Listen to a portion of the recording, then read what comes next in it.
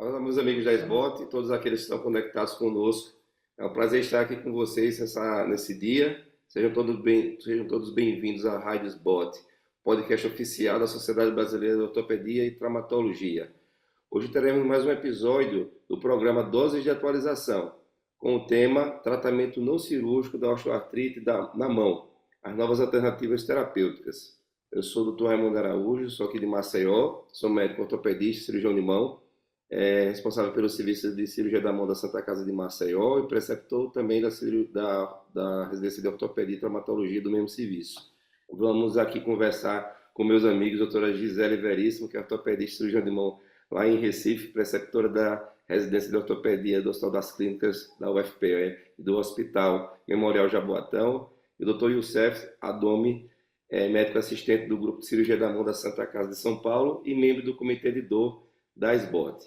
Bem, hoje nós vamos falar sobre um tema que sempre está no nosso dia a dia, né? Pois trata da saúde articular, o que pode, em muitos casos, levar a uma perda não só da qualidade de vida, tanto social como laboral também, em decorrência de quadros crescentes, tanto de dor como limitação dos movimentos. E quando se trata das mãos, apesar de não ser articulações de carga que envolve uma demanda muito maior, como as pessoas às vezes podem imaginar, sabemos da importância dessas estruturas, essa parte do corpo, tem não só em relação à nossa utilização para nos conectarmos com o nosso meio, como também para a capacidade de realizar o nosso trabalho e outras atividades. Então, a osteoartrite, atualmente, ela é definida pela Academia Americana de Reumatologia como um grupo heterogêneo, assim, várias condições que levam a sintomas e sinais associados a um defeito da cartilagem que reveste as nossas articulações. Além de alterações relacionadas ao osso em si, também em relação à questão da nossa saúde articular. Essa doença, a gente sabe muito bem que ela é muito mais prevalente acima de 65 anos, mais em mulheres do que em homens, tendo causas multifatoriais, tanto pode ser de causas inflamatórias ou relacionadas a doenças metabólicas, como o próprio diabetes, algumas alterações relacionadas à nossa alimentação, como a gente vai discutir. Então, são vários fatores, tanto intrínsecos de cada um de nós, como também fatores ambientais que levam a esse tipo de patologia. Então, para iniciar esse debate nessa manhã, eu gostaria de fazer justamente uma pergunta aos nossos dois convidados, tanto ao doutor Youssef como à doutora Gisele. Sabemos que a gente tem um grupo heterogêneo de ouvintes, né? A gente está com esse podcast aí divulgado em várias plataformas, tanto de médicos como não médicos. Então, eu gostaria de perguntar qual seria a importância do ortopedista saber o manejo não cirúrgico da osteoartrite, não delegando isso a um outro especialista. Queria começar com o doutor Youssef e depois a doutora Gisele faz essas considerações em relação a esse tópico. Bom dia, pessoal. Bom dia a todo mundo que está ouvindo esse podcast. Excelente pergunta, Raimundo, porque o que a gente tinha até pouco tempo atrás é aquela visão de que o ortopedista cuidava da parte cirúrgica. Isso tem que deixar de ser uma realidade. E não foi à toa que a SBOT criou um comitê específico só para tratamento de dor. E a osteoartrite é uma das principais causas de dor. Quando nós falamos, por exemplo, em termos no Brasil, estima-se que tem 18 milhões de pacientes que sofrem com osteoartrite. Isso traz uma consequência grande na questão laboral, na questão funcional. E a primeira linha, o paciente com dor articular vai procurar ortopedista. Quando você recusa o tratamento e delega para outro, você está, de uma certa forma, prejudicando esse tratamento. Eu acho que assumir o tratamento, o ortopedista, quando assume, afinal de contas, a função do ortopedista não é só operar o paciente, mas é tratar qualquer disfunção musculoesquelética e melhorar a qualidade de vida. Isso é obrigação do ortopedista, sim. Nós estudamos isso na residência, nós temos que aplicar isso no dia a dia. Então, eu acho que o ortopedista faz parte integrante, pode e deve trabalhar em conjunto com fisiatras, com reumatologistas, mas ele tem que ser parte integrante do tratamento, sim. E Gisele, o que é que você complementaria desse ponto? Bom dia. Primeiro, eu gostaria de agradecer o convite por estar aqui de novo no Rádio Sbot. Eu acho que é perfeita a colocação do Youssef. Já se passou isso de ortopedista somente e cirurgia, então a gente tem que fazer um tratamento completo do paciente. A gente tem que avaliar e o que é músculo esquelético tem que entrar na nossa parte. Então, esse acaba sendo um paciente que ele roda muito, ele vai para um clínico, ele nem sabe para quem ele vai agendar, ele vai para um clínico, vai para um reumato, fica rodando emergência, emergência. E essa nova visão realmente dos comitês da SBOT, comitê de dor, comitê de ultrassom, mostra que a gente está começando a ter uma abordagem mais integral, realmente de avaliação dos pacientes e de cuidado. Não dá para o paciente chegar com a dor e você falar, isso aqui não é cirúrgico, então não é meu. Acho que hoje em dia não cabe mais isso. Perfeito, é justamente esse é meu pensamento também. Eu acho que a SBOT tem realizado um trabalho fantástico em relação a isso, implementando esses comitês, como o Youssef mesmo faz parte do comitê de dor, tem o ultrassom aí, que em breve vai virar um comitê permanente. Então, eu acho que de suma importância a gente assumir essas áreas que são do nosso dia a dia, né? Do nosso cotidiano. Eu acho que, e sempre ter um pensamento de tratamento multidisciplinar, mas também nós interagimos com esse tipo de situação no tratamento conservador. E a gente sabe também que não é só, assim, a gente tem a ideia que é só joelho, quadril que tem artrose, né? Às vezes chega algumas pessoas perguntando, mas vocês tratam artrose também na mão? Sim, lógico, a gente tem também articulações, a gente sabe que a mão é um local muito acometido, né? Então, esses pacientes, eles relatam muitos sintomas. Eu acho que é da prática também de vocês atender pacientes com limitações funcionais, frustração em realizar até atividades cotidianas, como o uso de algum instrumento de trabalho, ou mesmo um instrumento que ele faz em casa, as mulheres que gostam de fazer alguns afazeres domésticos também, homens que às vezes fazem uso de algum tipo de hobby que usa com as mãos. Então, eu acho que isso aí é o paciente que chega, né? E a gente tem muito acometimento, não só das articulações, mas das estruturas que estão ao redor, tanto cartilagem como também os ligamentos. A gente tem muita deformidade nas mãos em relação a isso, né? E a gente tem aí um lastro enorme de pacientes que nos chegam. E aí eu queria aproveitar justamente isso aí para perguntar a Gisele primeiro, começando. Então, qual seria essa diferença, Gisele, que você vê do paciente que chega com osteoartrose na mão do que um paciente, por exemplo, que tem osteoartrose no joelho? Qual é esse perfil do paciente que chega para você no consultório com esse quadro de osteoartrite nas mãos? Então, hoje a gente tem visto um perfil cada vez mais jovem de paciente com sintomas mais precoces. Antes o paciente chegava, já era um paciente mais idoso, que ele já tinha aquela deformidade, aquele nódulo de Ehlers-Danlos, Buschal, uma risartrose já com uma deformidade gravíssima, com pouco sintoma. E hoje a gente vê que o paciente jovem, ao menor sinal de alteração, ele já procura atendimento daquele que usa muito celular, usa muito computador, pratica muita atividade física. E até os pacientes mais idosos, a gente tem paciente muito ativo. Então, essa questão de idoso, esse número, idade, às vezes você chega com um paciente, eu tenho um paciente de 85 anos que joga tênis e estava incomodado com artrose. Então, a gente precisa retirar esse rótulo e a gente tem que ver o nível funcional, e a demanda funcional é cada vez mais longa. Então, a gente precisa manter essas pessoas em atividade, sem ser tão intervencionista assim. Perfeito. E o CEF, alguma coisa diferente que você vê no teu consultório aí em São Paulo? Sim, sim. Eu vou puxar um pouquinho a sardinha para o meu lado, afinal de contas, sou cirurgião de mão, né? E quando se fala assim, mas a artrose na mão é tão incapacitante quanto a artrose do joelho e do quadril, na minha opinião, ela é mais incapacitante. A mão, ela é, o órgão mais importante do aparelho musculoesquelético. Tudo nós fazemos com a mão.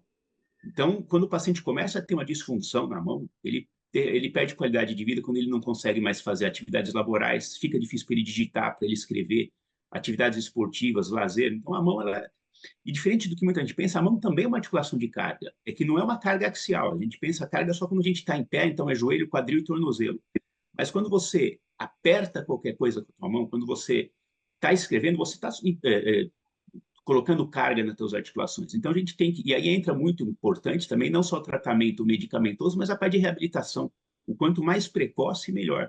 E também, como a Gisele falou, cada vez mais cedo os pacientes estão nos procurando, porque também não tem mais aquele conceito de que a osteoartrite é uma doença do idoso. Então, às vezes, o paciente me procurar com 40 e poucos anos de idade, ele já começa a ter dor. Ele falou, doutor, a minha mãe tem os dedos todos tortos, eu estou preocupado de chegar na idade dela e ficar assim. Tem alguma coisa que eu possa fazer desde já? Então, essa preocupação tem vindo para mais cedo, do que é importante, porque o conceito mudou bastante também. Hoje a gente não chama mais, não quer mais chamar de osteoartrose, e sim osteoartrite, que a gente entende que é uma doença inflamatória, né, uma inflamação crônica de baixo grau, que vai começar precoce, e muitas vezes o efeito destrutivo vai vir lá na frente, mas a gente tem como intervir o quanto antes. Então, o paciente criou essa consciência de que ele quer prevenir, e a gente tem que estar atualizado para saber que isso tem que ser tratado também de forma precoce, não esperar. Ah, não, ainda não deformou, não, vamos observar, não tem o que fazer. Não, tem sim.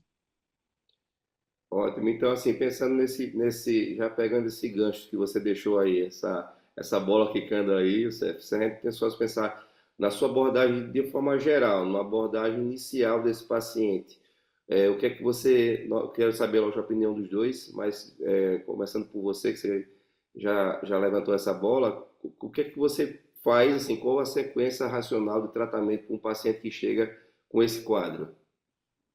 Então, Raimundo, a primeira coisa é ver o seguinte: quais são as causas que esse paciente pode estar inflamado? Então, existem doenças sistêmicas, né? Tudo hoje, né, gira em torno da fisiopatologia inflamatória. Então, o paciente que é obeso, mas a obesidade tem alguma interação com a mão, né? O pessoal fala, a obesidade vai prejudicar o joelho. A obesidade é uma doença inflamatória, o paciente está com o corpo todo inflamado. Então, a obesidade tem que ser tratada. Diabetes tem que ser tratada. Então, por isso que é importante o trabalho multidisciplinar. O tabagismo é causa de inflamação crônica, que isso, de certa forma, ativa citocinas e vai causar degeneração, né? Não só da cartilagem, por isso também não é uma doença só da cartilagem articular, mas da articulação como um todo, ligamentos, é, cápsula articular, ver questão de frouxidão ligamentar, então a reabilitação tem que estar andando junto com a gente, tá? Então, fortalecer musculatura, melhorar a posição, reeducar para a atividade de vida diária. Então, isso é a primeira abordagem que nós fazemos, antes até de pensar em tratamento medicamentoso. Gisela, a gente sabe que aqui no Nordeste, principalmente pelo clima, os esportes, principalmente os esportes de praia, eles são muito, utilizados pelas pessoas. E eu tenho pacientes, acho que você também tem aí, que fazem tênis, beach tênis, então a gente vê muito quadro de dor relacionado a isso, não só também como os pacientes que têm uso crônico, por uma necessidade, até do seu trabalho de, do uso de eletrônicos. Eu conselho assim, pensando nessa prevenção, o paciente que chega, quais são as orientações que a gente teria que ter para esses pacientes em relação à prática esportiva e também à ergonomia em relação ao uso de um eletrônico, como o celular, que a gente sabe que hoje, eu pelo menos assim, eu tenho muito paciente que chega com quadro de dor e acha que é decorrente somente de repente, do computador ou do tipo de serviço que ele faz, ele esquece que ele usa o celular o tempo todo, não só para trabalho, como para lazer. Quais são as orientações normalmente que você passa para esses pacientes? O celular é um problema assim crônico e vem chegando criança já com dor. Então, hoje em dia, o que eu venho atendendo muito, não sei se é pelo fato de ser mulher, mas eu atendo muita mulher com frouxidão ligamentar com 25, 30 anos, já começa com dor na base do polegar e você já vê que aquilo ela já tem um fator predisponente, que é a dor na base do polegar, como o Youssef falou, tem os fatores ambientais, o estilo de vida, alimentação, comorbidades, obesidade que a gente tem aí. A obesidade tem artigo relatando um risco de até 2 vezes maior que a população normal para o desenvolvimento de osteoartrite na mão. Então a gente orienta, lógico que a gente tenta orientar para evitar o uso, para ter pausas, mas às vezes essa orientação ela entra e sai, principalmente, não sei você, mas eu estou dentro dos clubes, né? Então eu jogo, eu faço competição de tênis, beach tênis, e o pessoal não quer parar, o pessoal está com dor e não quer parar, não quer ter uma pausa, não quer ter uma reabilitação. Então às vezes a gente tem que ter esse trabalho de convencimento, de olha, dar um repouso, você tem que ter uma pausa, você tem que ter um alongamento, você tem que fazer aquela ergonomia correta, você tem, no uso do computador e do celular, você tem que tentar deixar o seu punho de uma forma mais alinhada, a sua coluna, seu pescoço, nos exercícios, na atividade física que está mais em moda, tênis e beach tênis, você avaliar corretamente o material, a pegada, então a raquete, o tipo de raquete, o tamanho da pegada, como é que está essa adaptação toda, a execução do golpe, porque você executa errado, você acaba machucando o seu braço também, machucando o cotovelo, punho, mão. Então, essa parte de orientação cabe a gente, e aí, orientação, trabalho com a terapia da mão, com a fisioterapia. Eu gosto muito de órtese para base, para risartrose, então eu acho que a órtese funciona bem. Tem até uma recomendação forte do último consenso da EULAR, que é o de 2019 ainda, tem 5 anos, mas é uma recomendação forte, então, para casos de osteoartrite da base, da risartrose, da base do carpo metacárpico, a primeira, é o uso de órtese para alívio da dor, tá? Ela tem um bom resultado. E aí a gente tenta inicialmente essas orientações do tratamento não medicamentoso, depois a gente parte para o tratamento medicamentoso, né? Quando não tem mais sucesso. Pois é, eu costumo falar para os pacientes que hoje o termo LER, né, que é a lesão por esforço repetitivo, todo mundo chega a dizer, não, tem um LER. Eu falo, rapaz, é muito mais fácil você ter uma lesão por esforço mal feito do que uma lesão por É, esforço repetitivo, né? E aí você tem que parar realmente, assim, acho que a consulta da maioria aí, pelo menos aí de uns 40, 50%, é mais uma orientação da ergonomia e do uso correto do que ele usa, tanto na sua parte social, esportiva ou laboral, do que você prescrever uma medicação, um exame de imagem. Acho que isso daí é um ponto muito importante, porque, na verdade, antes da lesão aparecer, a gente tem que prevenir isso daí. E como tanto a Gisele como o Youssef falaram muito bem, hoje, cada vez mais o paciente mais jovem está chegando para a gente, né? Pela preocupação, pelo nível de informação que a gente tem, a internet aí hoje é universal. Então, eu acho que isso realmente é o principal no tratamento, né? No tratamento não é nem só conservador, mas não farmacológico, é justamente essa prevenção. Mas vamos pensar agora no paciente que está sintomático, tá? Ele chega com você em crise, com um quadro de dor. Qual seria, começando com a Gisele, qual a tua opção terapêutica inicial em relação a um paciente que está com esse quadro em crise de uma osteoartrite na mão? Então, quando o paciente está em crise, se ele não tiver nenhuma comorbidade impeditiva, eu entro com anti-inflamatório, com o curso inicial de anti-inflamatório para retirar ele da crise, tá? Eu acho que ele, 7 dias de anti-inflamatório, 7, 10 dias, ele melhora bem o uso de órteses e iniciar já o tratamento de reabilitação. Em alguns casos, a crise está tão grande que eu não, hoje em dia eu já não costumo infiltrar tanto corticoide, mas se eu pegar uma risartrose numa crise com muita dor, eu ainda faço uma infiltração intraarticular guiada por ultrassom com corticoide. Perfeito. Youssef, alguma coisa a mais você faz nesse paciente em crise? ah, exatamente. Eu acho que a primeira linha do tratamento da dor aguda, da dor inflamatória, a crise é uma agudização, né? Então, acho que a primeira linha no tratamento é o anti-inflamatório. Aí, dependendo do paciente, anti-inflamatório não esteroidal ou um corticoide, aí a gente avalia caso a caso, conforme indicações ou contraindicações de cada um. E sempre que possível, né, melhorou a fase de edema, tem algumas revisões, alguns guidelines que mostram que a melhor intervenção conservadora, né, não intervencionista para tratamento da artrose é ainda a órtese. Principalmente quando a gente fala em risartrose, que é o que mais chega para um quadro de limitação e dor. Então, a órtese ela é fundamental.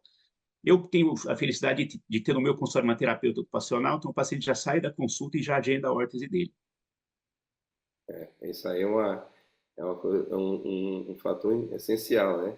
E eu acho que também orientar o paciente em relação à questão das suas deformidades, né? Porque na verdade não adianta só você medicar ele, tem que estar bem orientado e sempre lembrar de falar para ele que nesse momento ele tem que tirar muito mais o fator agressivo, né, que está causando, porque senão vira aquele ciclo lá dele tomar uma medicação, vamos dizer assim, o exemplo que eu costumo citar para o paciente para ele entender: você está com uma cefaleia, com dor de cabeça, toma um remédio para dor de cabeça e mete um martelo na cabeça, então não vai parar de doer nunca. Então, se você não passar a medicação para tirar da crise, mas não intervir no que a gente conversou anteriormente, nunca vai funcionar, né? Perfeito.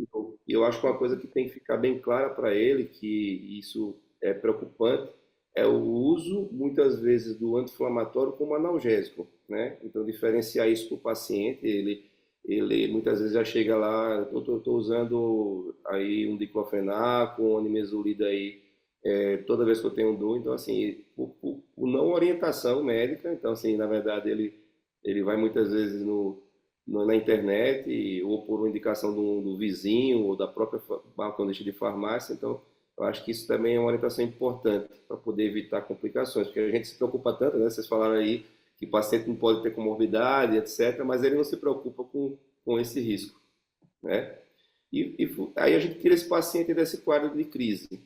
Esse paciente, normalmente, eu acho que é a mesma conduta, vocês passam, ele faz um retorno ali mais breve, em uma semana ou duas, e aí ele sai, vem fora da crise. Você normalmente, o que é que você pede de investigação, até para poder ver, você ver o grau, e a partir daí, se vocês procuram usar algum tipo de medicação a longo prazo, como hoje em dia a gente sabe que existe aí no mercado, como os nutracêuticos, como condroitina, glucosamina, colágenos que tem inúmeros, e também fitofármacos como cúrcuma longa, extratos de abacate. Então, assim, qual a experiência que vocês têm em relação a esse tipo de tratamento, de segmento?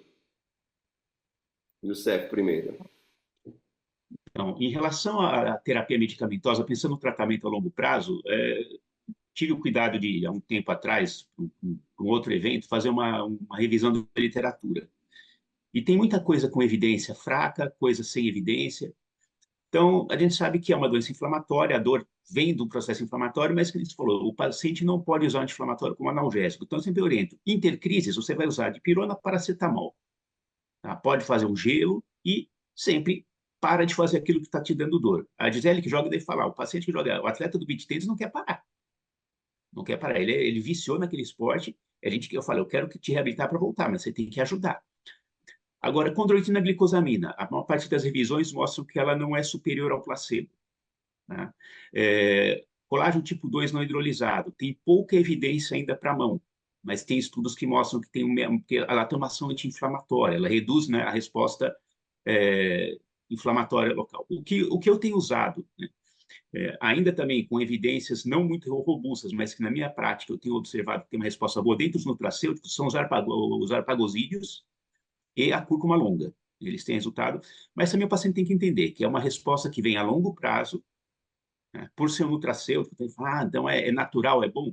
Todo, mesmo nutracêutico também tem efeito adverso, tem que monitorar, mas tem menos incidência de efeito adverso e a longo prazo. Então, eu falo, no mínimo 3 meses para você observar melhor. Aí realmente eu tenho observado uma melhora significativa. É. Sério, você. Ah, é a mesma assim, eu também olhando os guidelines, ainda existe alguma coisa da condroitina para a mão, mas aí ele fica aquele no meio do caminho, e aí você olha, pesquisa, tem muita substância, muita combinação. Toda semana surge praticamente uma combinação nova, então é colágeno com ácido hialurônico, com vitamina D, com metilsulfonato, com magnésio, você fica perdido. O que realmente eu acho que eu tenho 15 anos de estrada na ortopedia, e que eu uso desde a época que eu era residente, e que eu vejo assim um bom resultado é o apagofito. E a cúrcuma recentemente também tem, eu vejo que os pacientes relatam uma melhora. Pode ser efeito placebo, até pode, mas é muito paciente. Agora você tem que falar, olha, é um uso contínuo. O paciente até quer, ele quer tomar alguma coisa, ele quer ficar tomando alguma coisa, ele não quer esperar chegar na crise. Então, aí ele fica mais tranquilo, mais receptivo quando é um medicamento fitoterápico que ele pode usar continuamente. A arnica também tem um resultado bom. Mas, assim, o meu queridinho hoje em dia ainda é o Arpagofiton, porque é o que eu uso já há mais de uma década. Então, é o que eu geralmente prescrevo. E aí você tem a opção oral, você também tem os tópicos, que a absorção às vezes é um pouco errática, mas às vezes o paciente já é um paciente que já toma muitas medicações orais, então ele quer alguma coisa só tópica para colocar no local, coloca para dormir, no outro dia ele acorda e vai fazer as atividades. Então, seria uma das opções também. A gente tem, hoje em dia no mercado, então, o aumento da liberação do canabidiol e dos estudos do canabidiol, surgiram alguns estudos com evidência fraca, mas a gente ainda precisa avaliar também, tá um pouco mais fácil de conseguir. Então, paciente que já tentou de tudo e quer tentar alguma coisa, às vezes eles usaram o canabidiol para outro problema musculoesquelético e melhoraram e querem essa opção. Então, também tem apresentações que a gente pode usar tanto tópica como orais para osteoartrite na mão, mas ainda não tem evidência. É tudo com evidência fraca. Pode falar isso, Sérgio. Né? É o seguinte, aí eu tenho já experiência de prescrição de canabinoides já há 6, 7 anos. E o que a gente tem observado? O canabidiol, com ou sem o THC, aí também é uma discussão, né? O quanto você tem que usar e qual a proporção. Mas o uso dos canabinoides, de forma geral, para tratamento de dor é muito bom. Óbvio, não existe a panaceia, aquele remédio que é bom para todo mundo.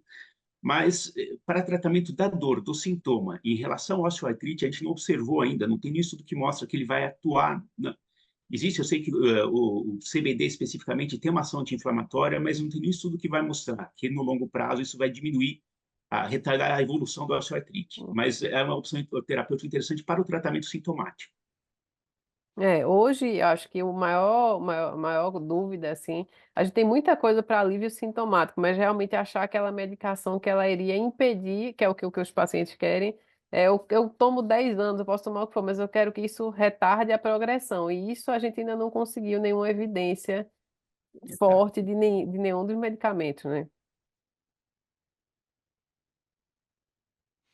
Pois eu acho que é importante a gente ter essa noção dessas substâncias e realmente, assim, o paciente tem que entender como ambos falaram, é a longo prazo, isso aí, na verdade, assim, os estudos mostram que a melhor indicação para esse tipo de medicação, desmistificar um pouco essa história, é natural, então não tem problema, eu costumo dizer que não existe medicação 100% natural, então tudo como fala o pensamento lá, o ditado, né? A dose entre o veneno e a medicação é muito limítrofe, né? Então você tem que ter um cuidado e que normalmente os trabalhos que mostram a indicação formal é quando o paciente realmente está sintomático, com algum quadro realmente palpável de doença articular e que deve-se usar isso aí no máximo 6 meses e se o paciente não respondeu, a gente tem que retirar, porque aí já não faz mais, não tem nem mais sentido você tratar com isso daí. Eu tenho uma preferência tanto pela curma como pelo palofintos. Eu acho que eu tenho bons resultados, pelo menos uma experiência clínica do que a gente trata, principalmente nos quadros mais iniciais. Lógico, a gente sabe que existe também aquela discrepância clínico-radiográfica, às vezes o raio-x é uma tragédia, É. e o paciente tem pouquíssima clínica, né? Então, eu acho que realmente vale a pena a gente pensar, tendo os cuidados, que a gente sabe também que a glucosamina clorhidratina tem um problema muito grande assim em relação a pacientes diabéticos, né? Porque tem uma ação aí, um efeito aí que pode aumentar a glicemia, então não é simplesmente chegar na farmácia e comprar como se fosse um suplemento que não vai ter, que é inerte, não vai ter nenhum problema. Então tem que realmente ter uma indicação médica, que eu acho que isso é importante, tá? O tópico de físio e órteses, acho que a gente já debateu bastante isso. Eu queria entrar num campo que eu acho que hoje em dia, tanto para as grandes articulações, como o joelho, o ombro, isso já está muito bem indicado, mas eu queria saber qual é a experiência de vocês com o uso de viscosuplementação, sendo ela guiada por ultrassom ou não em relação às osteoartrites nas mãos. Não pensando só na risartrose, mas também nas interfalângicas, nas pequenas articulações que muitas vezes a gente negligencia, né?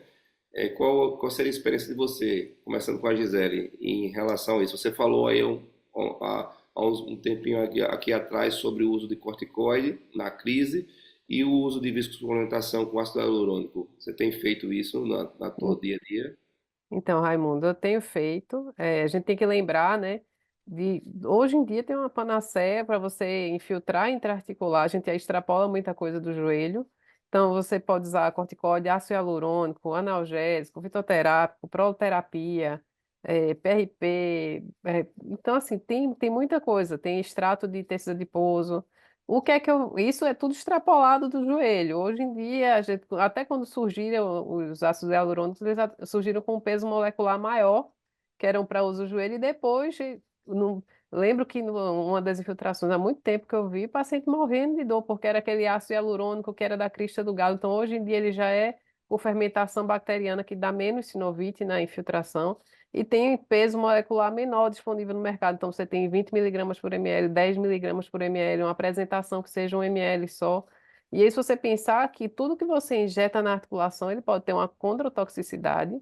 Então, se você for pesquisar, lidocaína, ropivacaína, bupivacaína, que você injeta às vezes como adjuvante, ele tem um perfil de condrotoxicidade.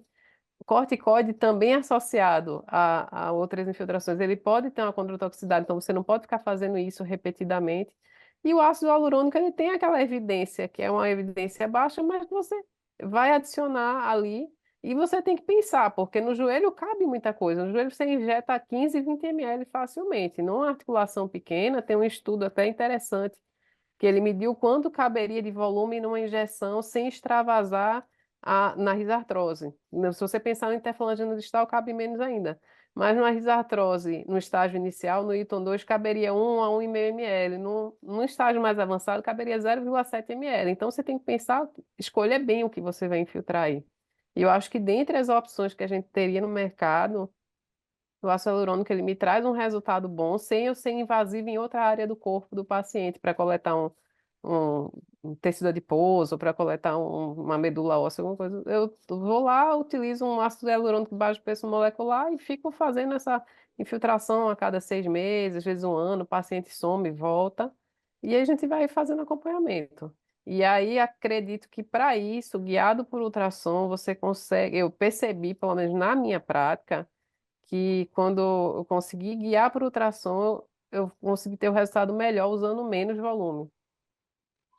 Youssef, só para a tua experiência com isso, mas também para você me dizer qual seria a tua, assim, se você faz ou não, lógico, como a Gisele falou, mas qual seria a tua rotina, assim, quantas doses, como é teu retorno em relação a isso também, para poder a gente ter ideia de como é que é a tua logística em relação ao pensamento do tratamento.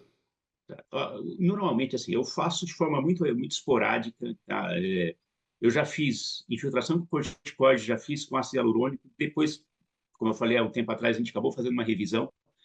As meta-análises mostram que não tem uma diferença muito significativa entre infiltrar corticoide e infiltrar ácido hialurônico. A questão passa a ser quando você vai fazer isso de formas repetidas. Então, você fazer uma infiltração corticoide a cada 6 meses, você sabe que você vai aumentar o dano cartilagem articular. Para tratamento do sintoma, realmente, elas se equivalem. O grande problema do ácido hialurônico é quando você pega uma articulação de volume menor, como a interfalangiana, que se aquilo extravasa para fora da articulação, vai dar uma reação dolorosa muito É. importante. Então, hoje, quando eu indico a viscosuplementação, é na base do polegar, então na risartrose, volume pequeno, baixo peso molecular, e eu gosto de fazer aplicação única. Não faço aquelas seriadas. Aplicação única. Tem alguns trabalhos que falam de associar ácido hialurônico mais corticoide para diminuir a reação inflamatória. O problema é quando você associa qualquer coisa ao ácido hialurônico, você interfere nas características viscoelásticas dele. Então, não tem, na verdade, eu não tenho como garantir que eu vou entregar a mesma qualidade se eu aplicar o ácido hialurônico isolado. Eu hoje tendo a minha tendência a evitar, né, mas quando faço o ácido hialurônico é na base do polegar. Então, a gente sabe que desses todas essas terapias, na verdade, eu acho que o ácido hialurônico é o mais estudado, né? Então, que tem muito mais evidência. Eu tenho usado na minha prática, eu tenho feito isso sempre guiado por ultrassom. Acho que a gente não só aumenta a precisão, como também a gente diminui o risco de você fazer infiltração de repente. A gente sabe, lógico, que a sinóvia numa base polegar é diferente de um joelho, que você tem muito mais risco de ser infiltrado dentro de uma banha sinovial ou perigordurosa ali, principalmente na suprapatelar, e você pode ter uma reação sinovial muito maior. Então, o que a gente tem visto em relação a associar com corticoide, normalmente é o uso de corticoides de curta duração, como o Dexa mesmo, porque você vai acabar tendo, nos outros dias, vai ter um efeito mais modulador dessa reação inflamatória, mas não tendendo a tirar o efeito que o ácido hialurônico vai trazer, que é justamente tentar diminuir essa inflamação e diminuindo o efeito deletério do que isso vai causar em relação à degradação. Então, assim, lógico que a gente não pensa que vai formar cartilagem, mas pelo menos ele diminuindo o efeito deletério, ele vai dar tempo para o organismo reagir um pouco. né? Então, eu acho que é válido sim. Eu sou suspeito, né? Porque há 3 anos eu estou estudando bastante ultrassom, mas eu acho que todo ortopedista eu estimulo sempre os colegas, porque na verdade é um armamento para poder a gente usar em qualquer situação, seja para a gente filtrar intraarticular qualquer tipo de substância que tem evidência, como também para você fazer um diagnóstico mais preciso. Então, eu acho que é um método que eu estimulo todos os colegas a estar. Eu sei que a Gisele está aí na pós-graduação, Oh, né, de educação, e deve estar apaixonada pelo método. Então, gente, para a gente começar a concluir aqui, eu queria saber de vocês justamente isso. Qual é esse limite? A gente está falando de tratamento não cirúrgico, mas qual é o limite desse tratamento? Quando é que você vai chegar e vai dizer, não, a partir daqui eu tenho que já pensar em conversar com o paciente para tentar mudar um pouco porque ele tem que entender que, na verdade, dependendo do grau da doença, vai ter, não é que o tratamento é falho, eu costumo dizer que é insuficiente para o grau da doença, que a gente vai conhecendo a partir do momento que a gente vai fazendo esse tratamento com o paciente, tirando um pouquinho aquela coisa, mas o tratamento acostumou, né? Habituou com a medicação e não serve mais para nada. eu Muito acho bem. que você tem uma relação, esses pacientes, eles ficam muito tempo, né? Então, se você for olhar na literatura, o aspecto radiológico, um paciente acima de 65 anos, você vai ter 80% de algum osteófito, alguma alteração articular. E aí você tem essa dissociação clínico-radiológica. Então, eu sigo muito, às vezes o paciente começa a voltar demais, eu digo, olha, você está voltando muito, a gente já trocou medicação, acho que já agora já é a hora de pensar em fazer alguma coisa mais invasiva, mas eu deixo isso muito assim, muito vir do paciente. Eu falo, olha, a gente não tem, para interfalangiana distal, a gente não tem uma prótese, então eu vou fazer uma artrodese, então isso aqui vai trazer, vai ficar fixo pelo resto da vida, você não vai ter mais nem esse restinho de movimento, é isso que você quer? Então eu deixo ele se convencer muito. Para a risartrose é a mesma coisa, eu deixo o paciente, olha, uma cirurgia óssea, eu vou mexer. Então, quando ele volta, geralmente ele volta bem convencido, ele faz, realmente acho que a gente já tentou de tudo. É o paciente que meio que me convence, porque eu tenho casos que tem um raio-x tão feio, o paciente tá lá bem, que eu não fico tentando empurrar tanto assim, sabe? Ele que vai me dizer, olha, cheguei para operar, cansei, cheguei para operar. E o CEF? É exatamente isso que a Gisele falou. A gente tem que, e eu falo isso sempre para o meu paciente, eu não trato raio-x, eu não trato ressonância, eu trato o paciente. Então, às vezes o exame está horrível, o paciente está bem, controlado a boa função. Por outro lado, às vezes um raio-x não tão ruim, você pega uma risartrose grau 2 para 3 e o paciente não aguenta de dor, não tem função, nenhum tratamento funciona. Acho que assim, tem aquela linha bem definida onde o tratamento clínico deixa de funcionar, né? Já tentamos de tudo, e aí, óbvio, o paciente ele tem que estar convicto que a cirurgia é a melhor opção para ele. E às vezes a gente vê algumas mesas redondas que eu já participei, então a pessoa fala assim, mas aí o paciente não quer operar, então eu vou tentar. E a gente começa a tentar tratamentos inócuos que não trazem nenhum benefício ao paciente. Estou falando, por exemplo, hoje está um pouco na moda, eu parabenizo vocês que eu acho que o ultrassom trouxe muito benefício, mas agora tem aquela história de fazer os bloqueios, as neuromodulações, que assim, o que a gente vê é que não tem evidência nenhuma em relação a isso. Você dá um bloqueio anestésico que vai melhorar aquilo ali por algumas semanas e volta. Isso vai repetir isso.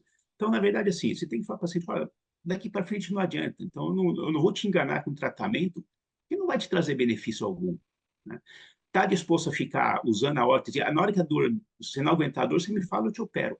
É mais ou menos essa linha que eu falo para o meu paciente. É importante a gente saber que todo tratamento é válido, mas assim, não adianta você exigir muito dele, né, Youssef? Passar desse ponto. Assim, você usar um bloqueio de repente para uma analgesia, porque realmente ele já usou tudo ali, você vai tá meio que preparando ele até para uma cirurgia, e você usar um bloqueio no sentido de melhorar a dor por um tempo, eu acho válido, mas assim, É um analgésico, né? não ficar postergando uma coisa. E a nossa conversa tá muito boa aqui, eu aprendi muito com vocês, e muito, sempre aprendo com vocês, mestre Cef, Gisele, sempre aprendo muito com vocês, mas o nosso tempo aqui tá encerrando. Então eu vou fazer aqui meio que um resumo do nosso encontro, falando do que eu aprendi hoje aqui com você nessa conversa. Que eu acho que, assim como outras articulações, a gente tem que realmente ver como é que a mão age. Então, a verdade não é porque é a mão, né, como algumas pessoas falam, a gente precisa Lembrar que tem articulações, tem ligamentos, tem músculo, do mesmo jeito que as outras partes do corpo, então elas são cometidas do mesmo jeito, e a gente tem que sempre partir do princípio de ajuste, de ergonomia, às vezes o uso de uma órtese, muito mais no sentido de prevenir no uso incorreto de um equipamento, seja eletrônico, qualquer coisa que você use para o seu labor ou num esporte, né, um ajuste, mesmo que o paciente seja só um esportista casual, né, e sempre moderar em relação aos tratamentos, tento sempre o pensamento da evidência científica, sabendo que o principal aqui é o paciente, né, e vendo e adequar. Eu acho que na verdade é um tratamento que ele é personalizado, né, vai depender muito do tipo do paciente, o que ele faz, qual é o objetivo dele, não só a idade, que hoje cada vez mais jovens, como vocês citaram, hoje estão procurando, então é meio que individualizar, é um tratamento, acho que é meio que à la carte, e você tem uma gama enorme aí, tá? Gostaria muito aqui de agradecer a vocês dois, meus amigos, tanto o Sérgio como a Gisele, por esse tempo que vocês dedicaram aqui para estarmos aqui hoje, Eu que tá? agradeço o convite. Também agradeço muito o convite. Agradecer a SBOT aqui pela oportunidade, né? E vocês que estão aqui junto conosco, aqui acabaram de ouvir mais um episódio da Rádio SBOT, que é o podcast oficial da Sociedade Brasileira de Ortopedia e Traumatologia. Lembrando que todas essas edições, essa e as outras que já aconteceram, estão disponíveis no site da SBOT, que é o www.sbot.org.br, e também nos nossos principais plataformas de streaming, seja YouTube quanto nas outras, tá? Nos vemos no próximo episódio e até lá. Muito obrigado.